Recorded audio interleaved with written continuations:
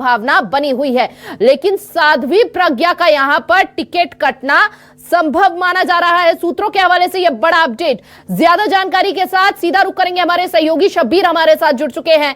अब शब्बीर, पहले तो ये पूरी स्थिति क्लियर कीजिए। साध्वी प्रज्ञा को लेकर यह कहा जा रहा है कि उनका टिकट काटा जा सकता है, इसके पीछे के कारण को जरा उजागर कीजिए। परफॉर्मेंस या फिर अपनी बयानबाजी, क्या वो बड़े मुख्य कारण है?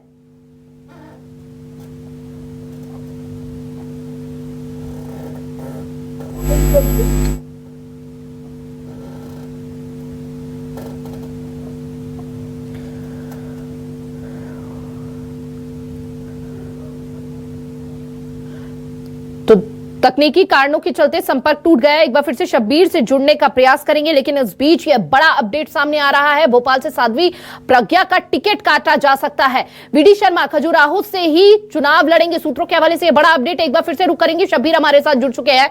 शब्बीर, साध्वी प्रज्ञा का टिकट काटने की बात जो है यहां पर गर्माती हुई नजर आ रही है, इसके मुख्य कारण क्या समझे जाए? देखिए, इसके लिए 5 साल पहले जाना होगा, क्योंकि बीजेपी ने साध्वी प्रज्ञा ठाकुर को टिकट इसलिए दिया था क्योंकि उस वक्त कांग्रेस की तरफ से यह कयास लगाए जा रहे थे। उस वक्त दिग्विजय सिंह के टिकट का ऐलान नहीं हुआ था, लेकिन कांग्रेस के अंदर से ये चीजें साफ हो चुकी थी कि दिग्विजय सिंह भोपाल से चुनाव लड़ेंगे। और उस वक्त कांग्रेस की सरकार थी और बीजेपी एक मैसेज देना चाहती थी, एक हार्ड हिंदुत्व का, क्योंकि हमने देखा है कि बीजेपी हमेशा से ही दिग्विजय सिंह के ऊपर यह आरोप लगाती रही है कि तुष्टीकरण की राजनीति करते हैं दिग्विजय सिंह। और भगवा आतंकवाद का अगर सबसे पहले किसी ने जिक्र करा था वो दिग्विजय सिंह ही थे। मालेगांव मामले की आरोपी हैं साध्वी प्रज्ञा ठाकुर। तो बीजेपी ने एक तरीके से यह रणनीति बनाई थी उस वक्त कि भोपाल तो उसका घर था, भोपाल उसको पता थी कि यह सीट आसानी से जीत जाएगी, किसी को भी उतारे। लेकिन उसके साथ साथ आसपास के इलाकों पे प्रभाव डालने के लिए एक बीजेपी की जो रणनीति रहती है, उसके खासकर जो कोर वोटर रहते हैं उसको साधने के लिए बीजेपी की तरफ से यह फैसला लिया गया था कि साध्वी प्रज्ञा ठाकुर को चुनावी मैदान में उतारा जाए। और उन्होंने करीब 3 लाख से ज्यादा वोटों से जीत भी हासिल करी थी हिमानी। और अभी जो बताया जा रहा, पिछले 5 साल में जो हम बार बार जिक्र भी कर रहे हैं कि सूत्रों के हवाले से हमारे सोर्सेज बता रहे कि साध्वी प्रज्ञा ठाकुर का टिकट कटना तय है। और उसकी वजह यह है कि पिछले 5 साल से बात की जाए, वो उतनी राजनीति में सक्रिय नहीं है एक सांसद होने के नाते। इसके साथ साथ प्रधानमंत्री नरेंद्र मोदी बिना नाम लिए उनको लेकर एक बार नाराजगी जता चुके हैं, कह चुके हैं कि वो मन से कभी भी उनको माफ नहीं करेंगे, क्योंकि गांधी को लेकर उनके विचार किस तरीके से आए थे और उस वक्त सियासी हंगामा देखने को मिला था। और अभी की भी बात करें हिमानी, एक चीज देखें, चुनाव को करीब 2 महीने बचे हैं और आचार संहिता कभी भी लग सकती है अगले 15 दिन के अंदर। लेकिन अभी भी साध्वी प्रज्ञा ठाकुर की बात करें तो वो सक्रिय नजर नहीं आती है, किसी भी कार्यक्रम में नजर नहीं आती है।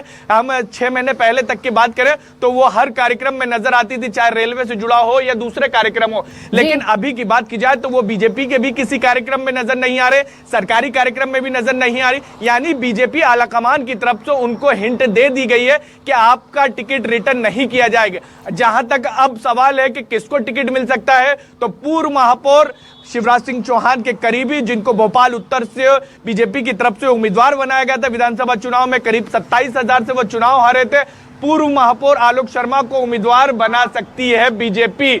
और इन सबके बीच जो आप भी जिक्र कर रही हैं कि विदिशा से शिवराज सिंह चौहान, ज्योतिरादित्य सिंधिया ग्वालियर से उतार सकते हैं। लेकिन किसी बात की जाए महाराष्ट्र कार्ड खेलना होगा तो किसी और को टिकट दे सकते हैं, तो उनको अशोकनगर, गुना अशोकनगर जाना होगा। इन सबके बीच खबरें ये भी आ रही है कि बीजेपी एक दर्शकों को 2 चीज और समझा दीजिए। ठीक है शब्बीर, देखिए अगर यहाँ पर प्रज्ञा ठाकुर का टिकट कटता है तो क्या इसका खामियाजा या कोई नेगेटिव पॉइंट्स प्रभाव इसके चुनावों पर पड़ सकते हैं आने वाले वक्त में?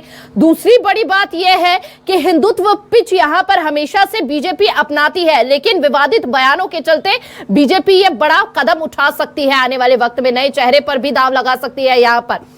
लेकिन कितना चुनौती पूर्वक रहेगा छिंदवाड़ा? देखिए, छिंदवाड़ा तो यह कह सकते हैं कि बीजेपी ने एक रणनीति बनाई है और उसको लेकर काफी मंथन भी किया गया। जो हमारे सोर्सेज बताते बीजेपी की तरफ से वहां पर 3 सर्वे करवाए जा चुके हैं और ये कह सकते हैं कि माइक्रो मैनेजमेंट के तौर पर वहां पर काम करे। बीजेपी की पूरी कोशिश ये है कि इस बार पूरी तरीके से मध्य प्रदेश में क्लीन स्वीप की जाए, एक सीट जो छिंदवाड़ा रह गई थी उसको भी हासिल की जाए। और ये कांग्रेस भी जानती है और कमलनाथ भी जानते हैं कि बीजेपी ने वहां पर दम लगाया तो वो सीट हाथ से जा सकती है। और उसकी सबसे बड़ी वजह यह है कि 2019 में जब लोकसभा के चुनाव हुए थे ईमानी, उस वक्त मध्य प्रदेश में कांग्रेस की सरकार थी, उसके बावजूद भी, और मुख्यमंत्री खुद कमलनाथ थे, उसके बावजूद भी वो अपने बेटे को मात्र 35,000 वोटों से जितवा पाते हैं। 7 में से, जो मेरा आकलन सही हो, 7 विधानसभा है वहां पर, उसमें से सिर्फ 2 सीटों पर ही उनको निर्णायक बढ़त मिली थी कांग्रेस को, और वहीं से जीत मिली थी। और तो कमलनाथ भी जानते हैं और बीजेपी पूरी कोशिश ये कर रही है कि वहां पर किसी बड़े नेता को मैदान में उतारा जाए और वहां पर जीत हासिल किया जाए। इस वक्त बीजेपी की तरफ से और जो सियासी जमीन भी चीजें निकलकर सामने आ रही है, उससे यह साफ होता हुआ नजर आ रहा है कि राम लहर देखने को मिल रही है। पूरा देश इस वक्त राम भक्ति में लीन है, तो उसका भी सियासी माहौल का बीजेपी फायदा उठाना चाहती है और इसी के जरिए वो कोशिश में लगी हुई है कि छिंदवाड़ा को सीट हासिल किया जाए। जहां तक आपने साध्वी प्रज्ञा ठाकुर को लेकर कहा कि कितना सियासी नुकसान हो सकता है, तो हिमानी भोपाल सीट पर बीजेपी को बिल्कुल भी सियासी नुकसान नहीं होगा। चाहे हम आलोक संजर की बात करें या उससे पहले सांसदों की बात